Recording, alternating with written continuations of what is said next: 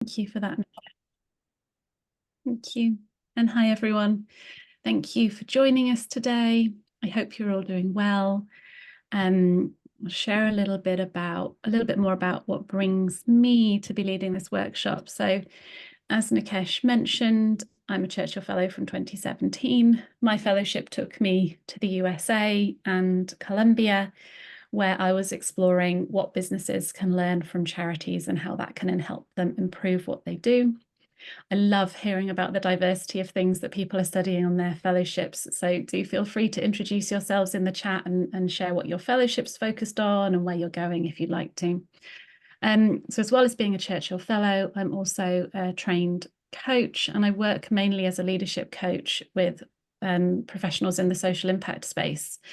And I didn't really set out to address well-being in my coaching, but it turns out that you can't not, because our well-being is so central to who we are and how we're doing both in work and in life.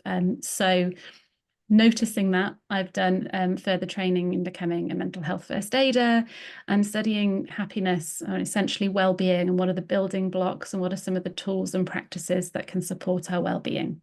So that's what I'm bringing to the session today. And the purpose of this session is really to help you all feel confident and proactive about your well-being and self-care on the fellowship.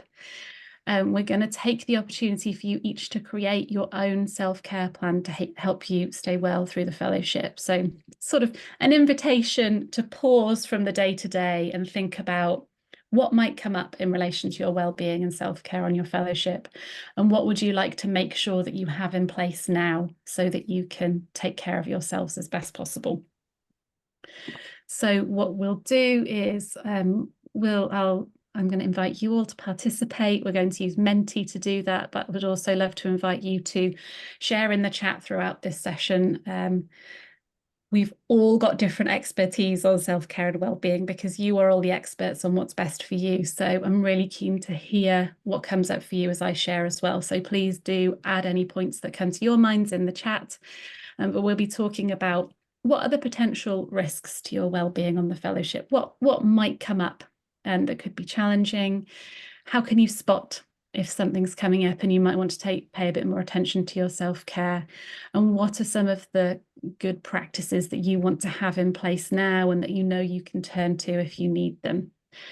So that's how we'll spend the first half of the session. And then in the second half of the session, you'll take some time to do some individual reflection on that. And you'll have an opportunity in breakout rooms to share your thoughts with others and to hear others and be inspired by different ways of thinking about this. And then we'll come back together to close the session. So that's the plan for the day. And before we dive into that content, I would love to sense check from you. How are you feeling about this topic? What are your thoughts on well-being and self-care as you come into this workshop? So this is Menti. You can go to menti.com, menti.com, and put this code in. So that's 898836.7. I'm going to click copy and see if that helps me put something useful in the chat for you. There you go. If you follow that link, it should take you straight there, or feel free to scan this QR code with your phone. And I'm curious to hear, what does good well-being look and feel like to you? And those responses are going to come up on the screen anonymously. So we'll all get to see what's coming up for us when we look at this.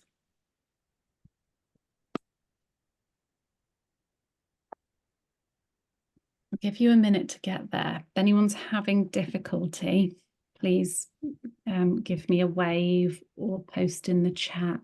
We'll make sure we can get you on there. Great. Like these, yeah. So good well-being feels grounded, the sense of glowing from within, eating well, trauma-informed, relaxed, energy for life. Well, I'm loving these words. It's even just reading them is giving me that sense of calm and good. So yeah, thank you for sharing those. That's what we want. That is what we want you to feel throughout your fellowships.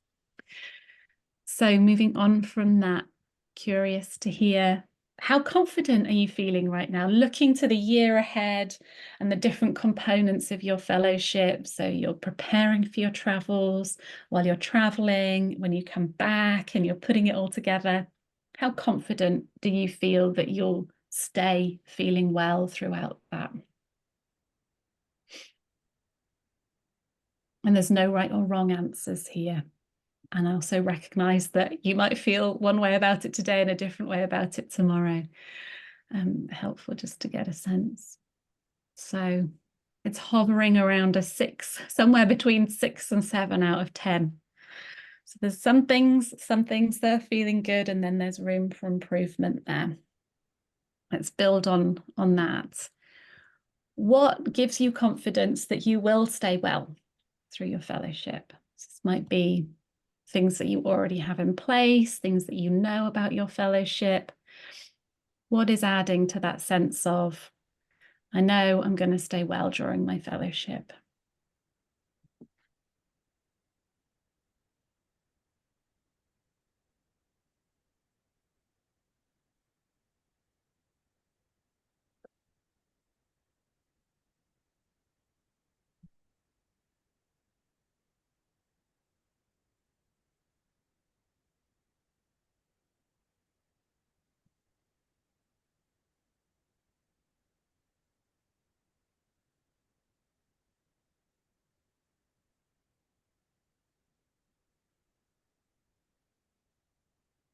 Okay. So we've got previous experiences. You know you can do this. You've got a sense of what it will be like and what will help you. Feeling great about being selected. Yes, it is great that you've been selected. It's a great feeling to hold on to. Being able to take time away from work to focus on it. Brilliant. So yeah, there's a mix here of sort of being how we are. You've got behaviors, you've got those skills that are going to help you stay well, and also some of the practical aspects of what have you got in place, how are you managing your time in ways that might support your well-being. So there's some really good stuff there. We can share this afterwards as well, so hopefully you'll find some inspiration from what others are sharing. And then last question before we dive in: what concerns or fears do you have about your well-being on your fellowship? What's holding you back from scoring yourself 10 out of 10 on, yes, I know I'm going to stay well throughout this fellowship year?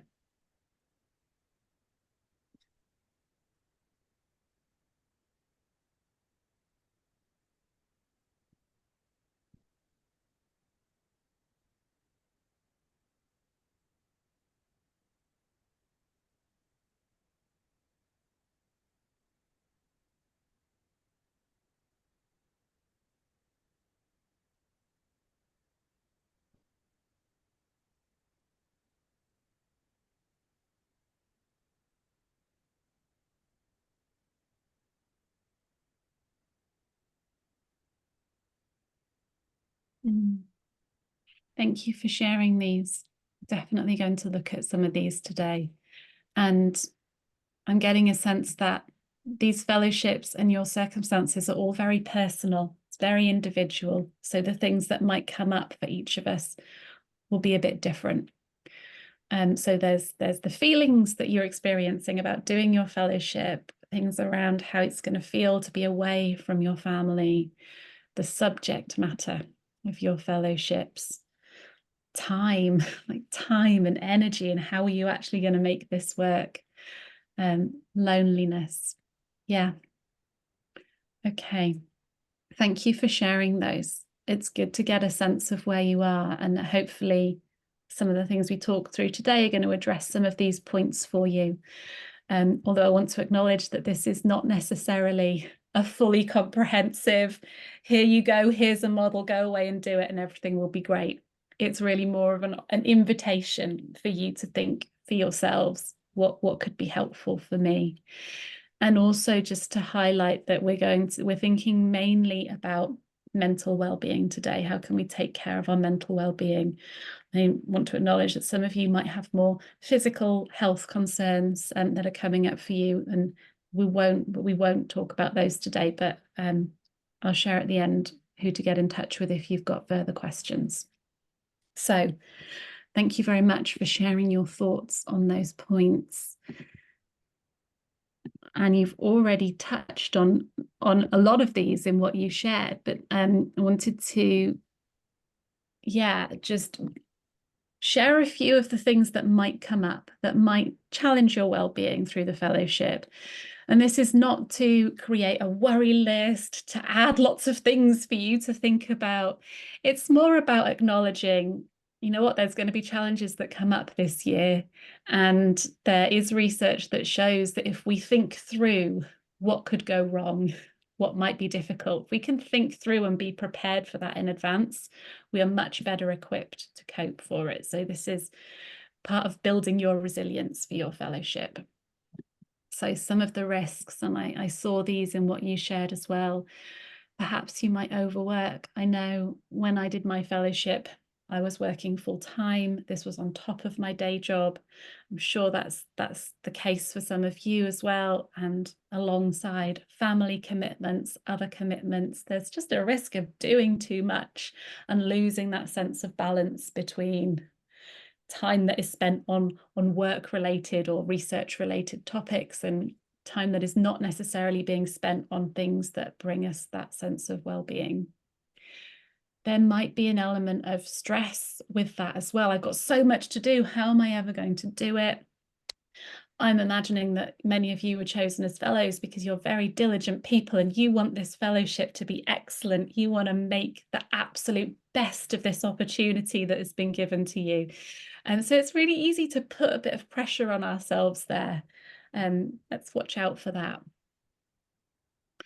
So I know someone mentioned previously that the topic of their fellowship is something that's quite sad. Some of you might be working on topics that are emotive. You might be working on topics that you have your own life experience in.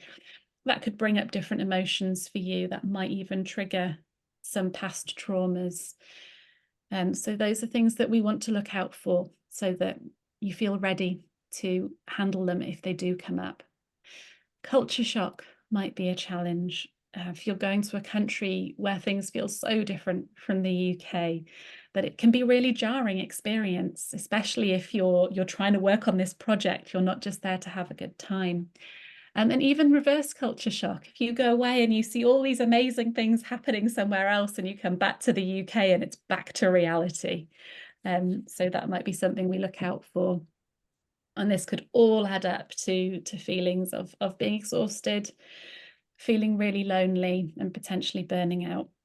So those are things that we just want to be aware of so that we can try to avoid them. Let's be mindful. Let's make sure we're not overworking, but also we can spot them when they come up and be ready to address them. And feel free to add, by the way, if there's things I've missed that are on your minds, feel free to pop them in the chat.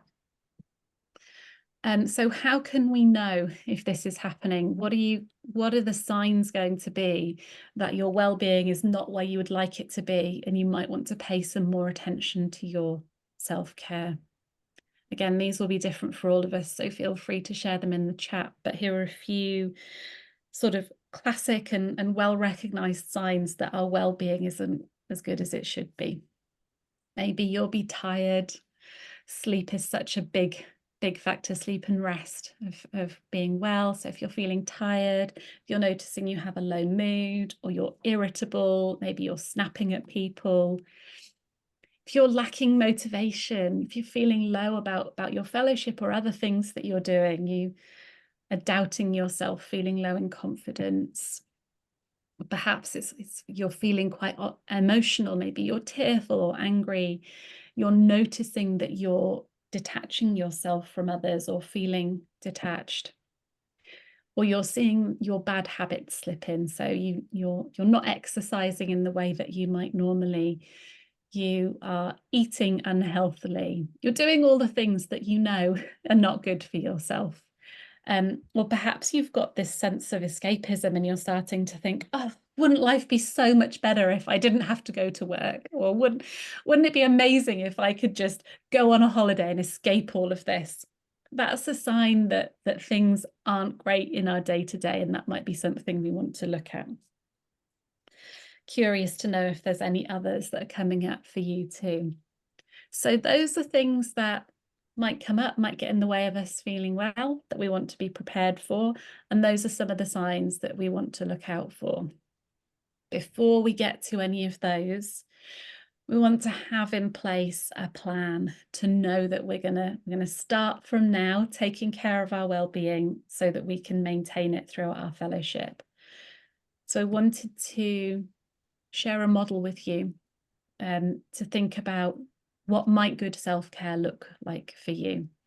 Some of you are probably already familiar with this. It's a well-recognized model for well-being, very much evidence-based, was developed by the New Economics Foundation.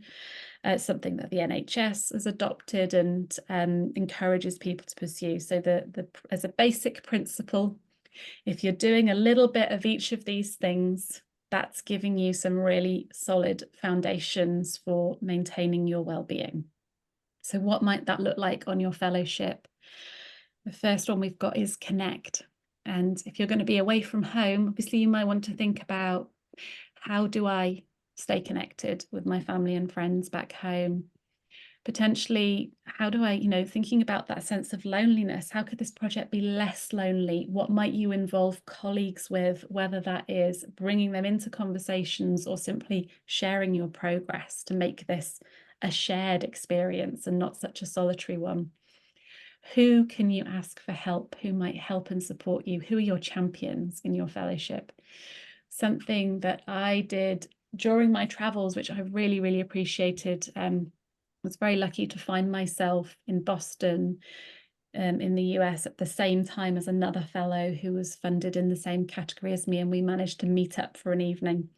And I got so much from hearing about what she was up to and being able to share challenges with each other. So maybe it's not an in-person catch-up, but are there other fellows? Is there a group on Mobilize that you want to stay connected with and that you get value from sharing those experiences with? Be active. So obviously this is a consideration when you're thinking about how busy you're going to be. If you've got the fellowship on top of work and family life, how can you make sure that you still have time to exercise regularly, to continue those usual activities that help you stay well? And when you're traveling, how can you plan that in? And that might be about where you are. Are you somewhere where you have access to be able to exercise? And do you have time? Is there time built into your schedule to enable that? And then we have take notice. So take notice is all about being present and in the moment and being able to let go of some of that overwhelm and that thinking about how much we've got to do and what's going on. So some self-care practices that you may have or you may want to look into to help you to be present are around mindfulness, breath work, gratitude or journaling. Those opportunities to take a pause and take stock of where you are and appreciate the good with where you are. I think this is such a wonderful one for when you're traveling as well, because what an opportunity just to pause and remind yourself where you are and pay attention to what's going on around you.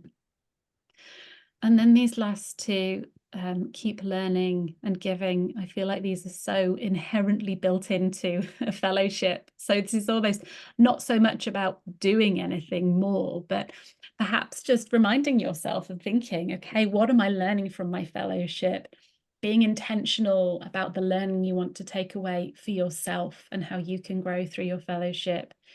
Reminding yourself of the difference that this fellowship is going to make. So that's sort of some structure, some framing perhaps that might be helpful for thinking, do I have a little bit of each of these in my routine? What might I be missing? What might I want to make sure I build into my fellowship? And then I've got just a few other prompts for thinking about your self-care. And the first is, we don't need to transform everything you're doing, right? The chances are you have self-care practices built into your everyday life. You may not even have done this consciously. They're just things you do because they're part of your life. So what are the things that are part of your life that best support your self-care?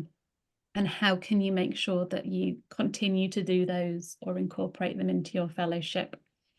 When it comes to maintaining a good balance, what boundaries might you need to put in place? And that could be around working hours or the time you're spending on your fellowship, boundaries that make sure you do have breaks and you do have time for other things in your life.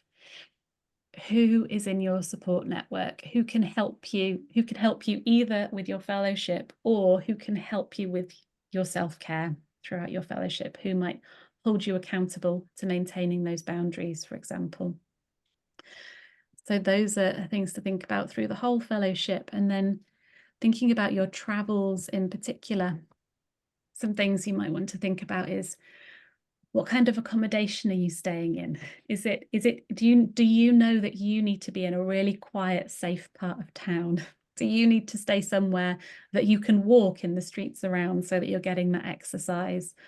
Or would it be helpful to have access to a gym or a swimming pool or whatever it is that is going to help you get that little bit of well-being into your everyday? I know that I remember when I did my fellowship, the fellowship team were really great at pushing this point on scheduling, that you do not want your days to be packed with meetings or visits. You want to have, you need to have time to travel around between things. You need to have time to digest what has come up in those conversations. You want to have a bit of time to enjoy where you are, to be present in the moment, and to make sure that you are able to exercise, able to catch up with family at home. So don't pack your schedules full of meetings. I know it's tempting, but you'll benefit a lot from having a bit of spaciousness in your days. And then keeping in touch with friends and family. What do you need to plan in? Is there a regular time that you want to be available to catch up every day? Is it helpful to research in advance? Do you want to get a SIM card when you get there so that you can keep in touch affordably? What do you need to do to make sure? And that's always helpful to plan before you set off.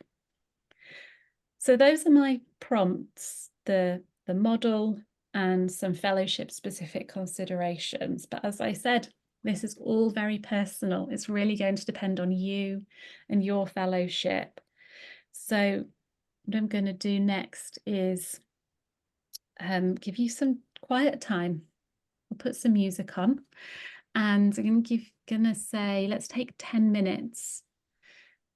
I'm gonna pop a worksheet in the chat for you. And this has got some questions to get you thinking about, what do you want your self-care to look like? What are the specific things you would like to have in place? And yeah, the invitation is to complete that for yourselves. You might want to come back to it later when you've got more time to look at it fully. But this is an opportunity to get started, get thinking about that. And then once you've had a chance, there's a Word version there, and alternatively, you can go to this Google Doc